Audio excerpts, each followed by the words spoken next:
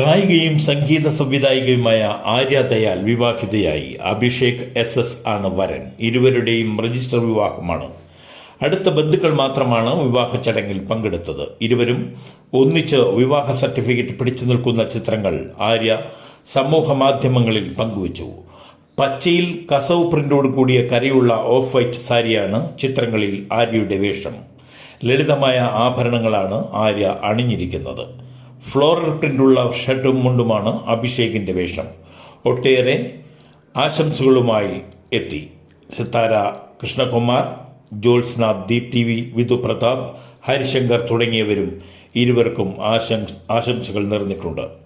സഖാവ് എന്ന കവിത ആലപിച്ച് ശ്രദ്ധ നേടിയ ഗായികയാണ് ആര്യ. പൂജയിൽ പങ്കെടുക്കാനായത് മഹാഭാഗ്യമായാണ് താൻ കരുതുന്നതെന്നും 5 വർഷത്തിന് ശേഷം ഇത് ഇങ്ങനെയാകുമെന്ന് കരുതിയില്ലെന്നും ജയറാം പറഞ്ഞു. സത്യമറിയട്ടെ, തെറ്റ് ചെയ്തിട്ടുണ്ടെങ്കിൽ അതിനുള്ള ശിക്ഷ അനുഭവിക്കണം. അയ്യപ്പന്റെ 1 രൂപ പോലും തൊട്ടാൽ കഷ്ടപ്പെടേണ്ടി വരും. തെറ്റ് ചെയ്തവരെ പിടികൂടണമെന്നാണ് തന്റെ ആഗ്രഹമെന്നും ജയറാം പറഞ്ഞു.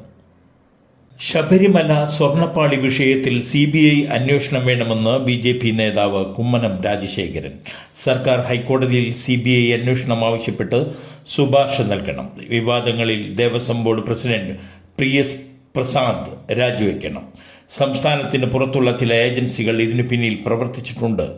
അതുകൊണ്ട് തന്നെ CBIക്ക് മാത്രമേ ഇതെല്ലാം പുറത്തു കൊണ്ടുവരാൻ സാധിക്കുകയുള്ളൂ. കുറ്റവാളികളെ നിയമത്തിന് മുന്നിൽ കൊണ്ടുവരണമെങ്കിൽ വിദഗ്ധമായ അന്വേഷണമാണ് ആവശ്യം. അത് CBIക്ക് മാത്രമേ സാധിക്കൂവെന്നും അന്വേഷണം CBIക്ക് തന്നെ വിട്ടുകൊടുക്കണമെന്നും കുമ്മനം രാജശേഖരൻ ആവശ്യപ്പെട്ടു.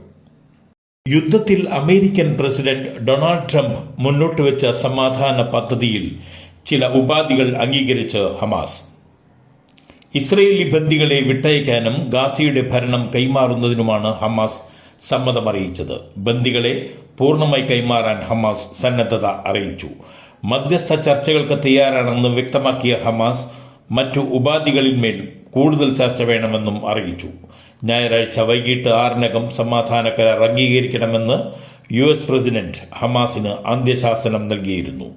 പദ്ധതി അംഗീകരിക്കാത്ത പക്ഷം മുച്ചൂടും മുടിക്കുമെന്നായിരുന്നു ട്രംപിന്റെ ഭീഷണി. ഇതിന് പിന്നാലെയാണ് ഹമാസ് ബന്ദികളെ വിട്ടയക്കാമെന്ന് പറഞ്ഞത്.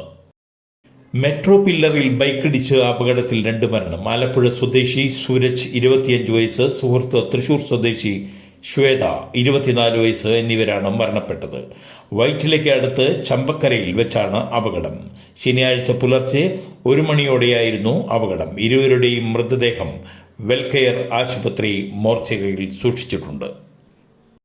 തമിഴ്നാട്ടിൽ ഗോൾഡ് ഡ്രിഫ്റ്റ് കഫ് സിറപ്പ് നിരോധിച്ചു. മധ്യപ്രദേശിലും രാജസ്ഥാനിലും കഫ് സിറപ്പ് കഴിച്ച് 11 കുട്ടികൾ മരിച്ചതിനെ തുടർന്നാണ് തമിഴ്നാടിന്റെ തീരുമാനം. വിപണിയിൽ നിന്നും ഉടൻ ഈ മരുന്നുകൾ ഒഴിവാക്കാൻ സർക്കാർ ഉത്തരവിട്ടു. കാഞ്ചീപുരം ജില്ലയിലെ മരുന്ന് നിർമ്മാണശാലയിൽ നിന്നും രാജസ്ഥാൻ, മധ്യപ്രദേശ്, പുതുച്ചേരി എന്നിവിടങ്ങളിലേക്ക് മരുന്നുകൾ വിതരണം ചെയ്യുന്നുണ്ട്. ഇവയുടെ ഉൽപാദനവും നിർത്തി ഡൈത്തിലിൻ ഗ്ലൈക്കോൾ എന്ന രാസവസ്തുവിന്റെ സാന്നിധ്യം പരിശോധിക്കുന്നതിനായി തമിഴ്നാട്ടിലെ മരുന്ന് കമ്പനികളിൽ നിന്നും സാമ്പിളുകൾ പരിശോധനയ്ക്ക് എടുത്തതായും സർക്കാർ വൃത്തങ്ങൾ അറിയിച്ചു. സംസ്ഥാനത്ത് റെക്കോർഡ് വിലയിൽ സ്വർണം. ഇന്ന് 1 പവന് 87,560 രൂപയാണ് വില. 1 ഗ്രാം സ്വർണത്തിന് ഇന്ന് 10,945 രൂപ. പണിക്കൂലി ഉൾപ്പെടെ ഇന്ന് 1 പവൻ സ്വർണം കയ്യിൽ കെട്ടണമെങ്കിൽ ഏകദേശം 1 ലക്ഷത്തിനടുത്ത് രൂപ നൽകേണ്ടി വരും. അന്താരാഷ്ട്ര വിപണി നിരക്കുകൾ, ഇറക്കുമതി തീരുവകൾ, നികുതികൾ, വിനിമയ നിരക്കുകളിലെ ഏറ്റക്കുറച്ചിലുകൾ എന്നിവയാണ് പ്രധാനമായും ഇന്ത്യയിലെ സ്വർണ്ണവിലയെ സ്വാധീനിക്കുന്നത്.